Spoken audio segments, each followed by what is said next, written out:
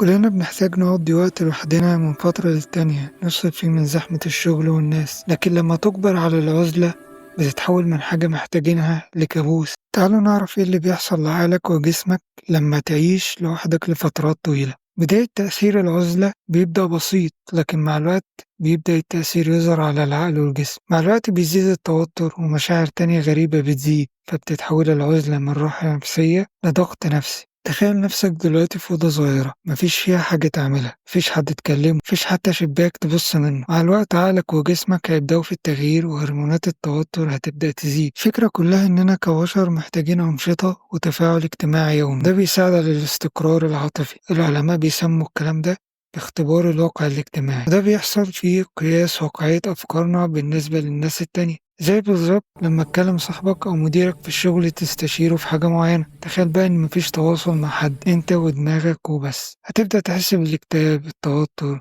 وهيجيلك أفكار سوداوية. ممكن كمان تظهر هلاوس وأوهام، وهيبدأ الجهاز الحوفي المسؤول عن تنظيم العواطف في النشاط بشكل مفرط. في المقابل الجزء المسؤول عن التفكير والمنطق هيتقلص، فهنا تغلب العاطفة العقل والتركيز والذاكرة هيقل. مع الوقت ردات الفعل هيكون فيها خلل، الإحساس بالوقت مش موجود، معاناة مع الأرق نتيجته صداع، دوخة، عصبية وقلة تركيز، وكمان اضطراب في الجهاز الهضمي لا يكون نتيجته نزول في الوزن. في ناس بتحاول تتأقلم مع الوضع بالرياضة أو القراءة، لكن مهما عملوا العزلة الطويلة لها تأثيرها الكبير. عشان كده الأمم المتحدة بتسمي النوع ده من العزلة تعذيب، وده ناس بتواجهه بشكل يومي. يعني في أمريكا في 2019 أكتر من 120 ألف سجين كانوا في حبس انفرادي، فضلوا يكونوا 22 ساعة في زنزانة صغيرة لا تتعدى مساحتها 6 أقدام في 9، من غير شباك ولا صوت ولا حتى وش بني آدم. فكرة الحبس الانفرادي ظهرت في القرن ال18، كانوا فاكرين إنهم لما ينفذوها السجين هيقعد مع نفسه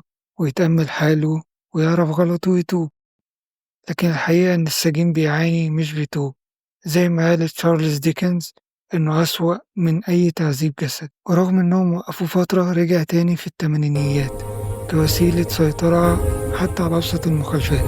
ففي ناس اتحبست على حاجات ما تستاهلش تماما، الناس دي عندها في الأساس مشاكل نفسية، ولما اتحبست حالتهم زادت سوء.